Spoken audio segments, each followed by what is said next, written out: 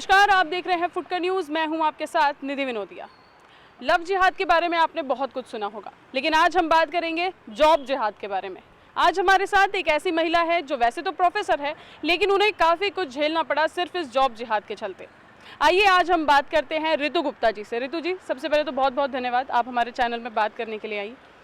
Thank you. आप लोगों का भी धन्यवाद, क्योंकि आप लोग एटलीस्ट मेरी बात तो सुन रहे हो। 5 साल बाद पर लोग अब मेरी बात सुन रहे हैं कि जॉब जिहाद होता है और ये सच है। ऋतु जी, लव जिहाद के बारे में मैंने सुना है, हम सभी ने सुना है। ये जॉब जिहाद क्या है पूरा मामला? जैसे लव जिहाद है वैसे ही जॉब जिहाद है, पर होता ये है कि यहाँ पे जो लोग सीनियर होते हैं वो एक पर्टिकुलर कम्युनिटी के होते हैं, तो जो जूनियर्स हैं या जो उनके सबॉर्डिनेट हैं या खासकर जो महिलाएं हैं उनकी आइडियोलॉजी और इस पर्टिकुलर कम्युनिटी की आइडियोलॉजी अलग होती है। तो या तो वो इन लोगों में मिल जाए, अगर वो नहीं मिलना चाहते हैं तो आप उनको उनकी जॉब से निकाल दो, उनको नष्ट कर दो। ये है जॉब जिहाद। अच्छा ऋतु जी, ये दिल्ली जैसे शहर में जॉब जिहाद के बारे में हम लोग सुन रहे हैं, और हम बात करें छोटे शहरों की या कस्बों की, तो वहाँ पे ये कितना होता होगा? छोटे शहरों कस्बों में बहुत ज़्यादा मुझे नहीं लगता होता है। मैं सच बोलूं तो ये जो हो रहा है बड़े बड़े शहरों में, दिल्ली जैसे बड़े शहरों में हो रहा है। छोटे कस्बों में लोगों में आज भी एका है, लोग एक दूसरे का सपोर्ट करते हैं। पर दिल्ली जैसे शहर में हर इंसान रोज़ कुआं खोदता है, रोज़ पानी पीता है, रोज़ अपनी रोज़ी रोटी कमाता है। तो उसके साथ जो काम लोग कर रहे हैं, उसके साथ कोई महिला भी काम कर रही है, उसके साथ जॉब जिहाद हो रहा है, वो देखते हैं, महसूस करते हैं, पर कोई आगे बढ़ के मदद नहीं करता, क्योंकि वो डरते हैं कि अगर मैंने इसकी मदद की तो मेरे साथ भी ये हो जाएगा। तो बड़े शहरों में बहुत ज़्यादा है जॉब जिहाद। अच्छा ऋतु जी, आप जॉब जिहाद को फेस कर रही हैं, क्या और भी लोगों के साथ ये सब हो रहा है दिल्ली जैसे शहर में या बाकी जगह? बहुत ज़्यादा हो रहा है। दिल्ली एनसीआर मैं बोलूँगी, बहुत कुछ हो रहा है। मेरे साथ जॉब जिहाद का जो किस्सा हुआ था वो 5 साल पहले हुआ था। मैं न्यू दिल्ली वाईएमसीए की, जो कि एक हिंदुस्तान की बहुत बड़ी एनजीओ है, उसकी मैं पीआर हेड थी, पब्लिक रिलेशन हेड थी। तो मैं जब वहाँ पे गई तो मेरे साथ जॉब जिहाद हुआ। वहाँ पे एक पर्टिकुलर कम्युनिटी, क्रिश्चियन कम्युनिटी की ये एनजीओ है, और ये लोग क्या करते हैं, हिंदुओं को बिल्कुल नहीं पसंद करते, एंटी हिंदू सेंटीमेंट्स हैं। तो आप अगर इनके साथ मिल जाओ तो बहुत अच्छा है, अगर आप इनके साथ नहीं मिलते हो तो धीरे धीरे धीरे ये आप पे मानसिक, आपके फाइनेंशियल, आपके ऊपर डेंट करते हैं। खासकर मुझसे कई लोग पूछते हैं कि आपके साथ शारीरिक कुछ हुआ, तो मैं सच बोलूँगी तो मेरे साथ इन्होंने कोई शारीरिक हरासमेंट नहीं किया। लोग हैं, मैं ऐसी औरतों को, महिलाओं को जानती हूँ जिनके साथ शारीरिक हरासमेंट हुआ, पर मेरे साथ मेंटल हरासमेंट हुआ था और फाइनेंशियल हरासमेंट हुआ था। और मेंटल फाइनेंशियल हरासमेंट ही थर्ड स्टेज पे जाता है, जो कि फिज़िकल हरासमेंट है। ऋतु जी, ये जो जॉब जिहाद आपने फेस किया, इसके लिए आगे आपका क्या स्टैंड रहेगा? क्योंकि अगर शिक्षा संस्थानों में ये सब हो रहा है, तो अगर हम दूसरे किसी संस्थान की बात करें, बड़े डिपार्टमेंट्स की बात करें, तो क्या वहाँ पर भी ये सब चीज़ें होती होंगी? ये सब चीज़ें जॉब जिहाद आजकल ज़्यादातर ऑर्गेनाइजेशन में हो रहा है, और इसका बहुत अलग अलग कारण है, बहुत अलग अलग कारण है। और इसका पर सबसे बड़ा कारण ये है कि जो औरतें हैं वो खुल के लोगों से बात नहीं करती हैं, क्योंकि जिस देश में हम रह रहे हैं, मानो ना मानो, आज भी वो पुरुष प्रधान समाज है। जब वो औरतें घर से निकलती हैं, जब वो औरतें घर से निकल के कमाती हैं, तो वो ये भी सोचती हैं कि जितना मेरे माँ बाप ने मेरे भाई की पढ़ाई पे खर्चा किया, उतना मेरी पढ़ाई पे भी खर्चा किया है, और अगर मैं जाके बताऊं कि मेरे साथ ऐसा कुछ हो रहा है तो मेरे माँ बाप कहेंगे घर बैठ जा। तो औरतें आज भी डरती हैं, और अपने कलीग्स को अगर वो बताती भी है तो लोग मदद नहीं करते हैं, क्योंकि उनको एक तरह का आजकल अभी भी शर्म है, अभी भी पड़ता है।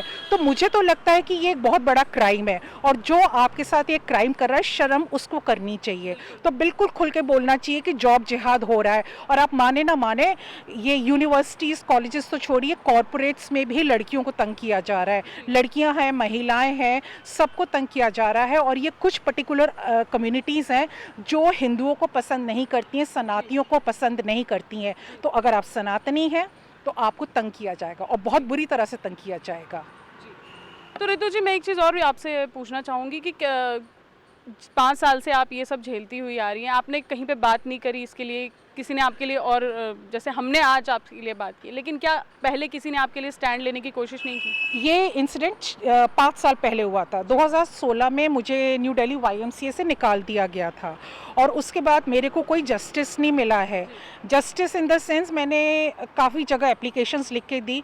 मेरे को पुलिस वालों ने ज़रूर मदद की। पुलिस वालों ने इस तरह से मदद की कि न्यू दिल्ली YMCA के जिन लोगों के अगेंस्ट मैंने कंप्लेंट लिखी थी उनको उन्होंने थाने में बुलाया, उनकी अच्छी कुटाई भी की पुलिस वालों ने, पर यही हुआ। पर अगर सही मानों में बोले तो मुझे कोई जस्टिस नहीं मिला है। ये बात 5 साल पहले ख़त्म हो गई है। पर हाँ, क्योंकि आजकल दोबारा से धर्मांतरण की बात हो रही है तो ये इस चीज़ का है। और जिहाद, जब भी जिहाद की बात होती है तो हम लोग मुसलमानों को सोचते हैं कि मुसलमान जिहाद करते हैं, तो इस चीज़ में भी अवेयरनेस डेवलप करो। जिहाद मुसलमान नहीं करते हैं, और भी धर्म के लोग करते हैं हिंदुओं के साथ। जिहाद की क्या है, हिंदुओं के अगेंस्ट होली वॉर है। तो धर्मांतरण जिहाद इसलिए करते हैं कि लव जिहाद होता है कि लड़की का धर्म बदलो, उससे शादी करो। जॉब जिहाद होता है इस लड़की को, महिला को नौकरी से निकाल दो। अगर वो हमारी बात मानती है तो उसको नौकरी पे रखो, पर वो हमारे धर्म में आ जाए।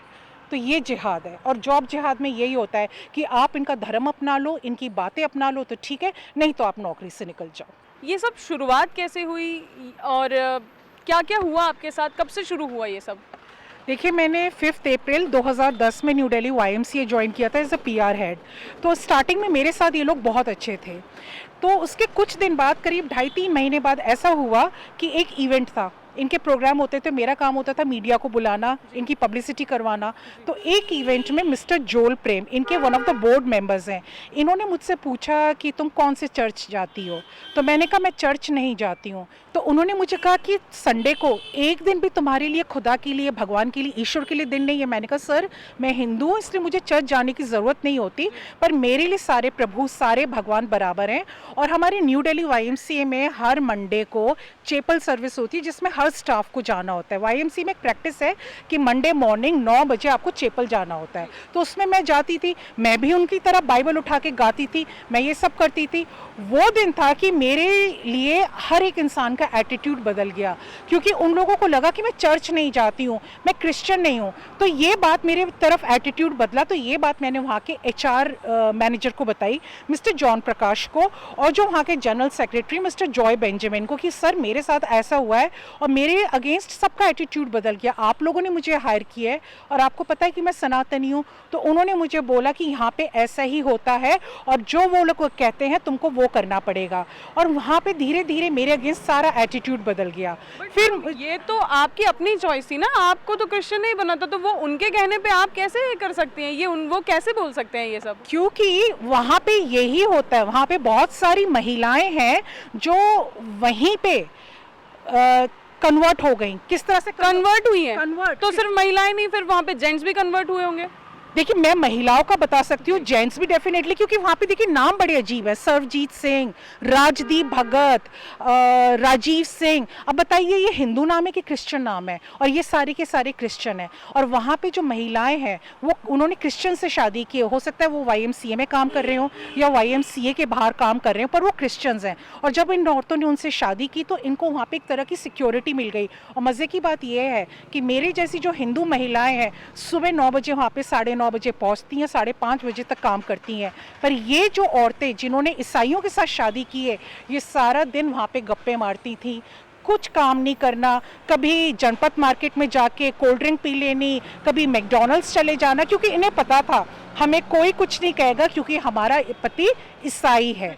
तो ये क्या है? ये जॉब जिहादी तो है कि आप लोगों को तंग कर रहे हो, आप लोगों को मेंटली टॉर्चर कर रहे हो कि हम में मिल जाओ तो ऐसी ऐश मारोगे, हम में नहीं मिलोगे तो हम तुम्हें तंग करेंगे। अच्छा, तो रितु जी आपको क्या क्या बोला गया था? मतलब आपको जब ये चीज़ ऑफर करी गई तो आपको क्या क्या कहा गया था? मेरे को तो बोला गया था कि जी देखिए आप कन्वर्ट हो जाइए। मेरे को बहुत तरह से देखिए तंग किया गया था, मेरे ऊपर अलग अलग तरह के एलिगेशंस लगाए गए थे, मेरे हर काम में नुस्ख निकाला जाता था। मज़े की बात है कि न्यू दिल्ली YMCA में मेरे को 2 साल डबल इंक्रीमेंट मिला। मेरे जो बॉस थे वहाँ पे, मैं PR हेड आई थी, मैं पीआर हेड आई थी और कुछ दिन बाद 2 साल बाद मेरे ऊपर एक बॉस रख दिया और मुझे बताया गया कि आपका काम अच्छा नहीं है, अब हमने आपके ऊपर एक बॉस रख दिया है। पर भगवान शायद मेरे साथ था कि वो जो बॉस थे क्रिश्चियन थे, पर वो बहुत अच्छे थे। देखिए हर जगह अच्छे लोग भी होते हैं, खराब लोग भी होते हैं। तो ये जो मेरे बॉस मेरे ऊपर रखे गए मिस्टर अंजन मुखर्जी बहुत अच्छे थे। इन्होंने अंजन मुखर्जी ये क्रिश्चियन थे? जी क्रिश्चियन थे, अंजन मुखर्जी। ये मेरे साथ बहुत अच्छे थे। इन्होंने मेरा डबल इंक्रीमेंट किया। तो मिस्टर मुखर्जी के साथ क्या हुआ, मिस्टर मुखर्जी को 2015 में उनको बोल दिया कि अब हमें आपकी YMCA में ज़रूरत नहीं है। तो अभी क्योंकि उन्होंने आपका 2 बार इंक्रीमेंट कर दिया। इंक्रीमेंट किया, मेरे को बेटी की तरह चीज़ें सिखाते थे, बताते थे, मुझे बहुत ही नेक इंसान थे। अभी कुछ महीने पहले उनकी मृत्यु हुई है और मैं उनको आज भी बहुत मिस करती हूँ। सर के लिए मेरे को बहुत रिगार्ड्स हैं। YMCA में जो हमारे पियून्स होते हैं, जो स्टाफ जो हमें चाय बना के देते हैं पेंट्री में, आपने देखा होगा पियून्स वगैरह की आदत होती है पेंट्री में श्री राम की फ़ोटो लगा दी, हनुमान जी की फ़ोटो लगा दी, तो इन लोगों से वो फ़ोटो हटवा देते थे।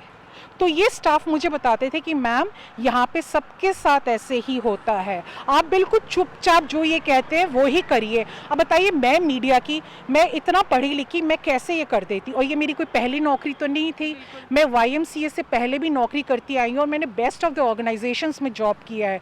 तो मैं PR रिलेशन हैंडल करने आई थी, मीडिया रिलेशंस। मैं गुड़िया बन के कैसे रह सकती थी? तो जो गलत चीज़ थी उसके अगेंस्ट मैंने आवाज़ उठाई, जिसके लिए मुझे आज तक कहीं से जस्टिस नहीं मिला है। इन्होंने मुझे फायरिंग लेटर दिया था, पुलिस ने मैक्स टू मैक्स ये किया, मुझे थाने बुला के वो लेटर फाड़ा और मुझे बोला कि मैडम आप रेजिग्नेशन लेटर दीजिए, क्योंकि अब आपके लिए यहाँ पे रहना ठीक नहीं, फायरिंग लेटर आपका करियर ख़राब कर सकता है। पर मैं एक चीज़ बोलूँगी, मुझे जस्टिस 5 साल हो गए आज तक नहीं मिला। ना दिल्ली गवर्नमेंट ने ना सेंट्रल गवर्नमेंट ने मुझे कोई जस्टिस नहीं दिया। और मैं ये जानना चाहती हूँ मुझे कोई जस्टिस क्यों नहीं मिला, क्योंकि कन्वर्जन, धर्मांतरण तो बहुत बड़ा क्राइम है और जो इसके अगेंस्ट आवाज़ उठाता है आप उसको बिल्कुल भी सपोर्ट नहीं करोगे।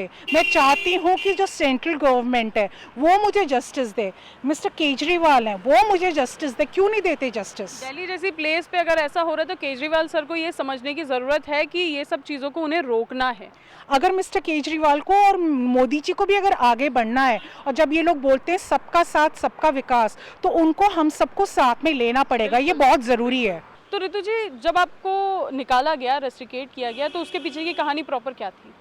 देखिए उसके पीछे की कहानी ये थी कि आप लोगों ने सबने RSS के एक बहुत बड़े लीडर है इंद्रेश जी, इंद्रेश कुमार जी, उनका नाम सुना होगा। तो इंद्रेश कुमार जी क्या करते हैं, अलग अलग कॉरपोरेट्स में जाके, अलग अलग कॉलेजेस, यूनिवर्सिटी, इंस्टीट्यूट्स में जाके वो इंटरफेथ टॉक करते हैं।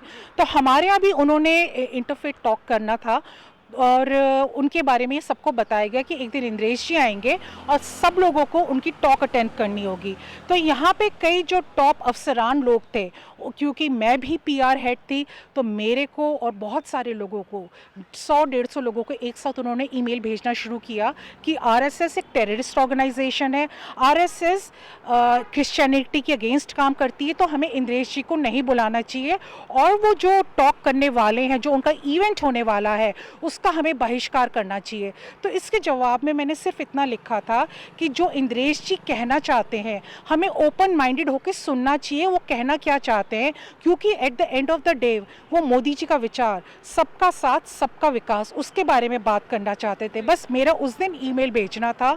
शाम को मुझे बुलाया गया, मुझे रेस्ट्रिकेट किया गया, मुझे बताया गया अब आपकी यहाँ पे ज़रूरत नहीं है। और उस दिन जब मैं बाहर निकली तो जगह जगह मेरे फ़ोटो लगी हुई थी, पासपोर्ट साइज फ़ोटो, और नोटिस लगा हुआ था कि ऋतु पराशर, जो कि मेरा मैरिड नेम है, Ritu Parashar is no more the part of New Delhi YMCA, she is no more the PR head, और इनकी एंट्री बैन है New Delhi YMCA 2 Jaisingh road पे।